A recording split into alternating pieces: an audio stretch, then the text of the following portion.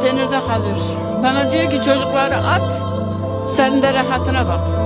Lan ne rahatım ben bu çocukları sence? Ben anneyim ya. Anneyim ben. İnşallah öbür dünyam güzel olur.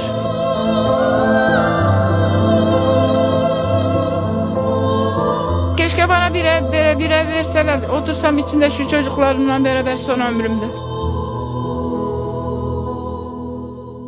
Ne yapayım? Ben bakıma muhtaçken onlara bakıyorum. Sabah kalkıp dizlerimden zor duruyorum ayakta. Çok düşkünler bana. Çünkü babadan sevgi görmediler ki. Görmüyorlar da.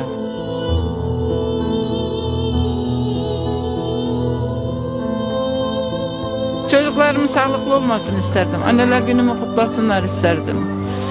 Keşke sağlıklı olalardı da ben de süpürgecilik, temizlikçi olaydım. Geçen sene de yine beni yılın annesi seçtiler. Çünkü 3 tane engellinin yükünü kaldırmak kolay.